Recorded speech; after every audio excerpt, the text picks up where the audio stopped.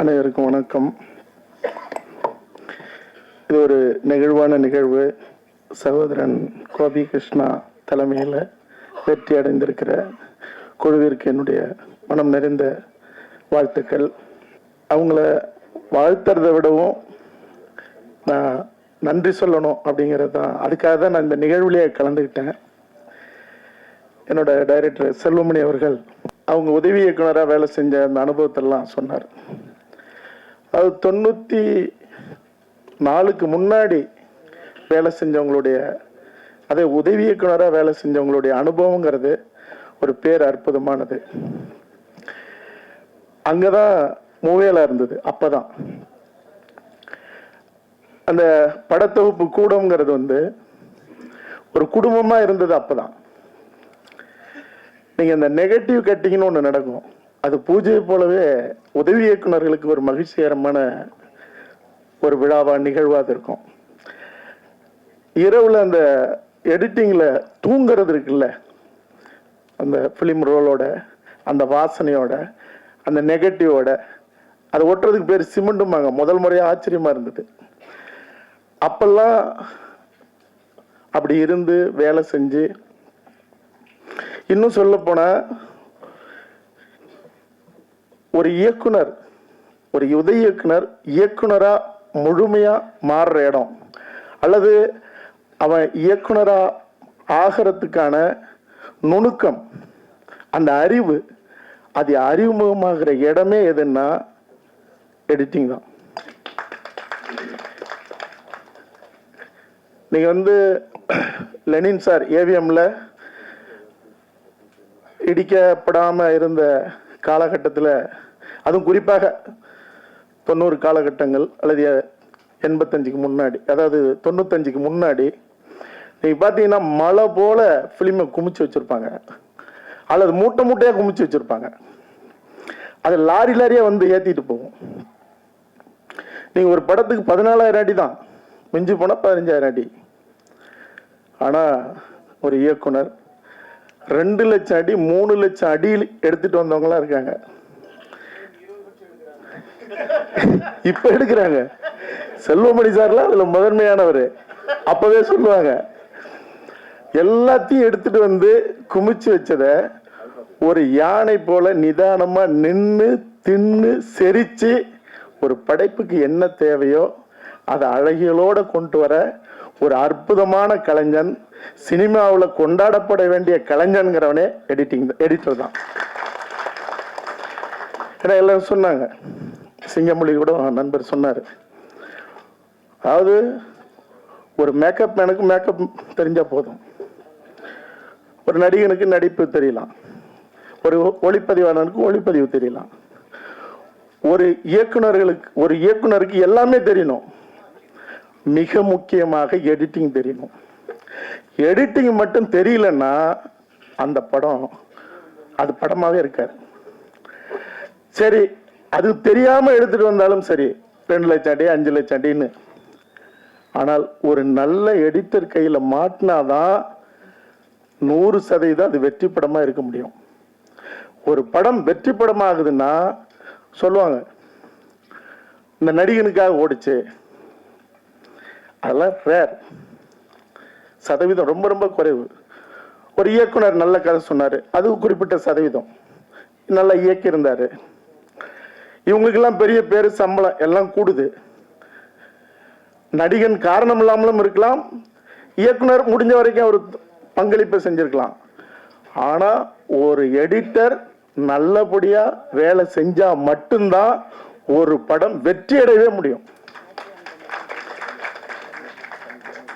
ஒரு எடிட்டர் தன்னுடைய வேலையை மிக நேர்த்தியாக செய்யலன்னா தமிழ் சினிமாவில் இந்த படம் வெற்றி படம்னு ஒரு படத்தை கூட சொல்ல முடியாது. ஆக அப்படிப்பட்ட ஒரு தமிழ் குடும்பம், அதாவது தமிழ் திரை குடும்பத்தில் இன்னைக்கு இது ஒரு முக்கியமான குடும்பம், பட தொகுப்பாளர் குடும்பம். அதை நான் நன்றி சொல்லணும்னு நினைச்சது என்னன்னா, நான் இலக்கியம் படிச்சிருக்கலாம், எல்லாம் செஞ்சிருக்கலாம், இயக்குநர்கள்ட்ட வேலை செஞ்சிருக்கலாம். எந்த இயக்குனரும் மறுக்க மாட்டாங்கன்னு நான் நினைக்கிறேன். அதுவும் இந்த 90களில் உதவி இயக்குனராக இயக்குனரான யாருமே மறுக்க மாட்டாங்க. அவங்க டைரக்டர்கிட்ட என்ன கற்றுக்கிட்டாங்கன்னா யாராலையும் சொல்ல முடியாது. ஏதோ ஒரு சில சதவீதம் கற்றுருக்கலாம். ஆனால் என்னை பொறுத்த வரைக்கும் நான் லெனின் சார் காதல் நிம்மதின்னு ஒரு படம் கோ டைரக்டர், அப்புறம் கண்ணெதிரே தோன்றினாள் அந்த படத்தில் கோ டைரக்டர். அதுக்கு அடுத்தது தான் கனவே கிடையாது, நான் இயக்குனராக ஆகிறேன், முரளி சிம்ரன் அந்த படம். காதலே நிம்மதியில் ஏவிஎம்ல அந்த எடிட்டிங்கில் மூவி அளவில் லெனின் சார் பக்கத்தில் உட்காந்து அவர் மார்க் பண்ணுறதை பார்த்த போது தான், அதுக்கு முன்னாடி நான் 5 படம் ஒர்க் பண்ணியிருக்கேன், ஆனாலும் அவர் மார்க் பண்ணி இணைச்சு பார்த்ததை தான், பார்த்ததுக்கு பிறகுதான் ஓ இதுக்காக தான் எடுத்தோம், இதான் இப்படி காட்சியாக வந்திருக்கு, இதுக்கு மேலதான் இசை சேருது, இதுக்கப்புறம் அது ஒரு படமாவே வருது, அதுக்கு கை தட்டுறாங்க, இந்த அளவு போதும் அப்படிங்கிறது எல்லாமே அந்த ரிதமெட்டிக்கா கட் பண்ணது, இது எல்லாமே அங்கதான் கத்துக்கிட்டேன். லெனின் சார் பக்கத்துல நின்று பார்க்கலன்னா இன்னைக்கு 90களில் வந்து இது வரைக்கும் இருந்து ஒரு கட்டம் ஒரு பக்கம் போராட்ட களம், ஒரு பக்கம் படைப்பு, இப்பவும் படையாண்ட மாவீரான் என்னுடைய படம் நான் நடிச்சு இயக்கிறேன். இது வரைக்கும் வந்தேன்னா நான் அந்த காதலே நிம்மதியில எடிட்டிங்ல லெனின் சார் பக்கத்துல இருந்து கத்துக்கிட்டதான் தொடக்கம். டைரக்டர் ஆனதுங்கிறது கண்ணெதிரே தோன்றினால ஒரு காட்சி எடுக்கவே கூடாதுன்றாங்க. டைரக்டர் சொல்றாரு, சிவசக்தி பாண்டியன் சாரும் சொல்றாரு. நான் ப்ரொடக்ஷன் கம்பெனி சைடில் வேலை செஞ்சாலும் டைரக்டருக்காக பாண்டியன் சார் கிட்ட தான் சண்டை போடுவேன். இன்னைக்கு சாயந்தரத்துக்குள்ள இவன் யூனிட்டை விட்டு போயிடுவான் அப்படிங்கிற அளவுக்குலாம் சண்டை நடக்கும். அப்படி ஒரு காட்சியை வச்சே ஆகணுங்கிற அவர் ஒன்று என்னை வெளியே துரத்தணும், இல்லாட்டினா அந்த காட்சியை எடுக்கணும், நாளைக்கு ஷூட்டிங் எடுத்தே ஆகணுங்கிற என்ன நீங்கள் வெளியே துரத்திருங்க. என்ன எடிட்டிங்கில் எடுத்துட்டாங்க, அப்புறம் வெட்டி தூக்கி போட்டுடலாம் அப்படின்ட்டு எடுத்ததுக்கு அப்புறம் லெனின் சார் ரூம் கண்ணெதிரே தோன்றினால் 200 நாள் ஓடின படம். அப்ப லெனின் சார் மார்க் பண்ணிட்டு இருக்கும்போது நான் நின்றுட்டு இருக்கேன்.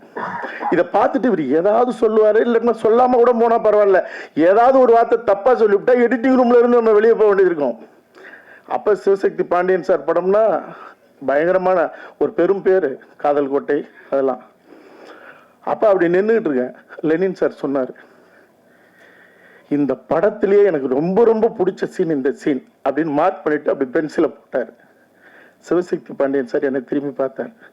அந்த படம் முடிஞ்ச உடனே நான் இயக்குனராக மாறினேன். ஆக சினிமா கத்துக்கிட்டது மட்டும் இல்ல, இயக்குனராக மாறினது மட்டும் இல்ல, இந்த படைப்பின் மூலமா என் சமூகத்துக்கு நிறைய சொல்ல முடியும் அப்படிங்கிற அந்த தொடர் பயணத்துக்கு படத்தொகுப்பு கூடமும் எடிட்டர்களும் தான் காரணமாக இருந்தாங்க. அதனால இந்த குடும்பம் மரியாதைக்குரிய குடும்பமா இருக்கணும். சினிமாவில் தயாரிப்பாளர்கள் இவர்களை மதிக்கணும். இவங்க கொடுத்த அந்த அவர்களுடைய கோரிக்கை எல்லாம் செல்வமணி சார் உட்பட தயாரிப்பாளர்கள் எல்லாரும் அவங்கள கவனத்தோட நம்ம எல்லாரும் பார்த்துக்கணும். எப்படி ஒரு படத்துக்கு ஒரு நல்ல எடிட்டர் தேவையோ அதுபோல ஒரு நாட்டுக்கும் ஒரு நல்ல தலைவன் தேவை. ஈவு இறக்கமில்லாத 2 லட்சம் 3 லட்சம் அடி இருந்தாலும் யாரு வெட்டி சிதைச்சு எது தேவையோ அதை கொடுக்கிற ஒரு தாய்மை நிலையை நிறைஞ்ச ஒரு சர்வாதிகாரம் உள்ள ஒரு கலைஞனால தான் ஒரு படைப்பு உருவாகுது. அதுபோல ஒரு நாட்டுக்கும் தேவை, அது தமிழ் மண்ணுக்கும் தேவை. வெற்றி பெற்ற அனைத்து கலைஞர்களுக்கும் வாழ்த்துக்கள். நன்றி, வணக்கம்.